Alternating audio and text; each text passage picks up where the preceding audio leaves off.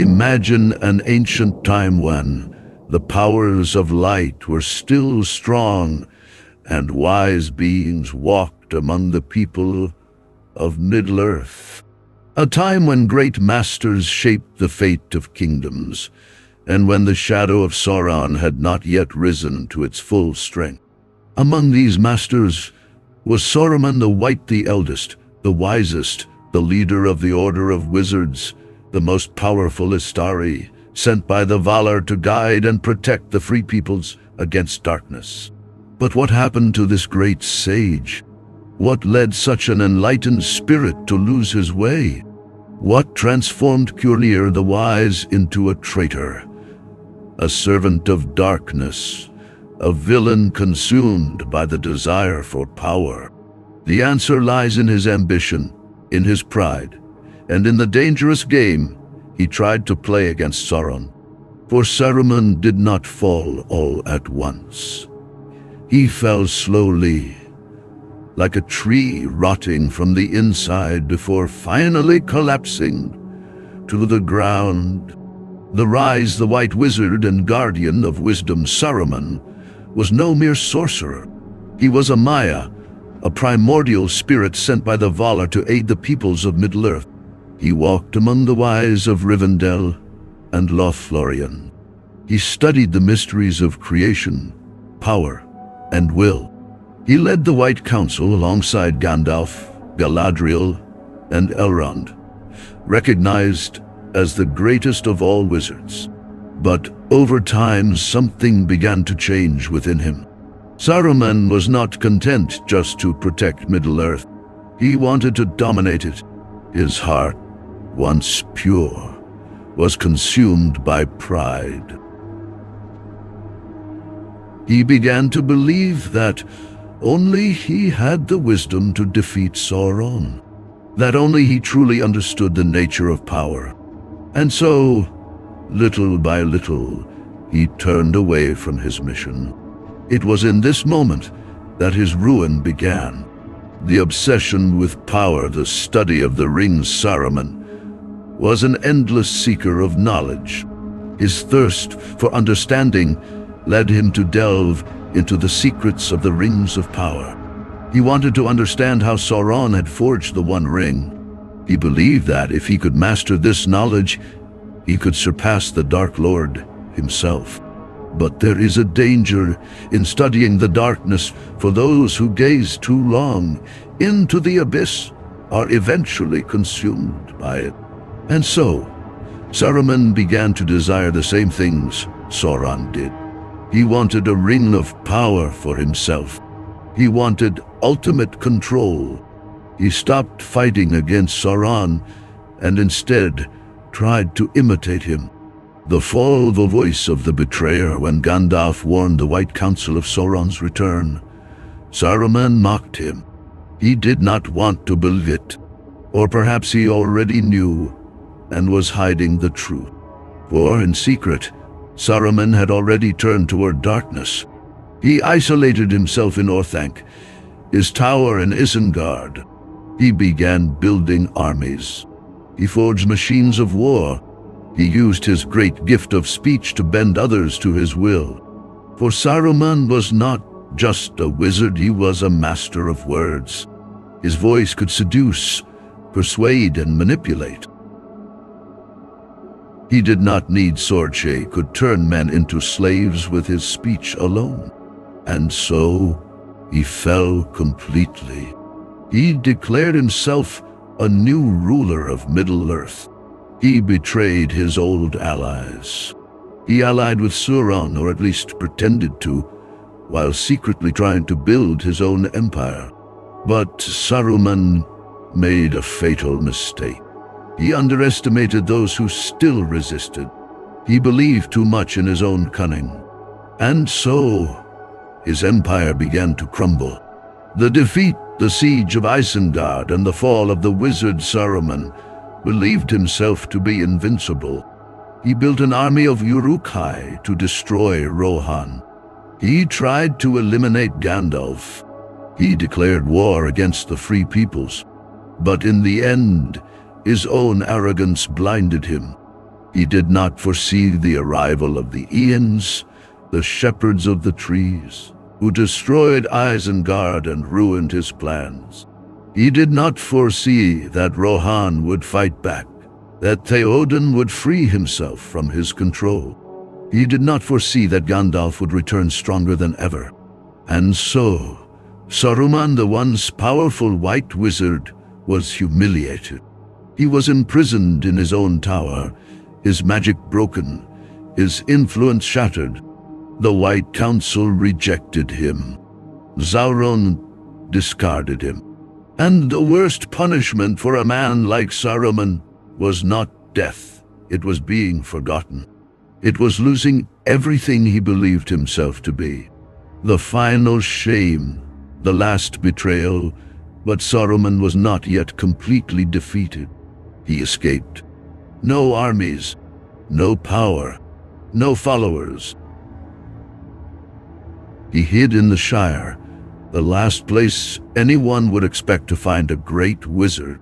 And there, in his bitterness, he became a petty tyrant, a small dictator in a forgotten corner of Middle-earth. He tried one last time to rule, but even there, he failed. And in the end, he was murdered by Wormtongue, his own servant, the man he had once controlled. Killed like an ordinary man. No honor, no glory, no one to mourn him. What led Saruman to ruin? Saruman fell because he chose to fall. He wanted more than he should have desired. He believed he could play with Sauron's power without being consumed by it. He betrayed his allies, thinking he could outmaneuver them. But in the end, he was left alone. The same pride that made him great was what destroyed him. And so Saruman, the once mighty white wizard, ended up as nothing, a shadow of what he once was, forgotten, destroyed not by his enemies, but by his own choices. The lesson of Saruman power is a double-edged sword. Saruman's story is a warning. A reminder that those who seek power above all else are eventually consumed by it. A lesson that pride can destroy even the wisest. For in the end, Saruman was not defeated by Gandalf, by the Ents, or by Rohan. He was defeated by himself. And so ends the story of the White Wizard who wished to be a Dark Lord, but who died as nothing. A forgotten echo of his own ambition. This is the tragedy of Saruman, and this is the lesson he leaves behind.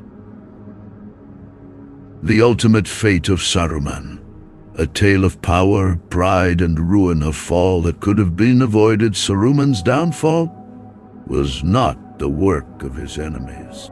It was not the swords of men, the wrath of the Aents, or the cunning of Gandalf that truly defeated him. It was his own choices. He was once the greatest of the Astari, the one entrusted with the highest wisdom and the greatest responsibility. He was meant to be a guardian, a leader, a protector of Middle-earth. And yet, instead of standing against the darkness, he tried to master it. Instead of guiding others, he sought to rule them. Instead of embracing the mission of the Var, he abandoned it in pursuit of his own glory. And so, piece by piece, step by step, he unraveled. His story is not just one of power and corruption. It is a story of wasted potential, a story of wisdom turned to arrogance, a story of a great mind lost to its own delusions. The road to ruin, every choice led him there. Looking back, every moment of Saruman's downfall was marked by a choice, and at each turn, he chose the wrong path. He chose pride over humility, believing himself superior to Gandalf and the others. He chose ambition over duty, desiring the power of the rings rather than the wisdom to resist them. He chose deception over truth, pretending to serve Sauron while secretly planning to betray him. He chose war over peace, raising armies instead of seeking unity. He chose cruelty over redemption, even in his final moments in the Shire. At no point was his fate sealed by destiny. At every step, he had a way back, a chance to turn away from his path. But he never took it, and so he was doomed. The hollow victory of Saruman, a lord without a kingdom. By the time Saruman's plans crumbled, he had lost everything. His tower was destroyed. His armies were scattered. His power was broken. His allies turned against him. He had once dreamed of ruling Middle-earth, but in the end he could not even rule a tiny corner of the Shire. What greater humiliation could there be for a man who once stood at the pinnacle of wisdom and power, a great leader without followers, a mighty sorcerer without magic, a master of speech without a voice that anyone listened to anymore? His final moments were not those of a villain meeting his epic downfall in battle. They were those of a broken man, murdered in the mud by a servant he had tormented for too long. The legacy of Saruman, a forgotten shadow, and so Saruman disappeared from the pages of history. He left behind no great empire, no lasting influence, no monuments to his name. His old rival, Gandalf, continued to be remembered as a symbol of wisdom and guidance. But Saruman? His name faded into nothing. No one sang of his deeds. No one wept for his loss. No one feared his return. He was simply gone, and that is the greatest tragedy of all. For a being of such intelligence, of such potential, to leave behind nothing but a tale of arrogance and failure, what could be a worse fate? The final lesson of Saruman's fall, Saruman's story, is a warning. A lesson in the dangers of unchecked ambition. A reminder that even the wisest can fall if they let pride blind them. And above all, an example of how power itself is not evil, but the desire for it can consume even the greatest of minds. Saruman did not begin as a villain. He began as a guardian of Middle-earth, but he ended as nothing. And that is why his story matters, because it teaches us that true strength is not in domination, but in wisdom. True greatness is not in seeking power, but in knowing when to resist it. And true ruin does not come from being defeated by others, but from being defeated by oneself. Saruman lost not because he was weak, but because he chose the wrong path and never turned back. The end of the White Wizard. Saruman's journey ended in exile. Alone, forgotten, powerless, a shadow of the great figure he once was. And as he took his final breath in the muddy streets of the Shire, there was no one left to mourn him, no songs to honor him, no legacy to carry forward, only a tale of pride, ambition, and self-destruction. The White Wizard who tried to become a Dark Lord, but died as nothing. And so the world moved on without him. His story, a mere whisper, a cautionary tale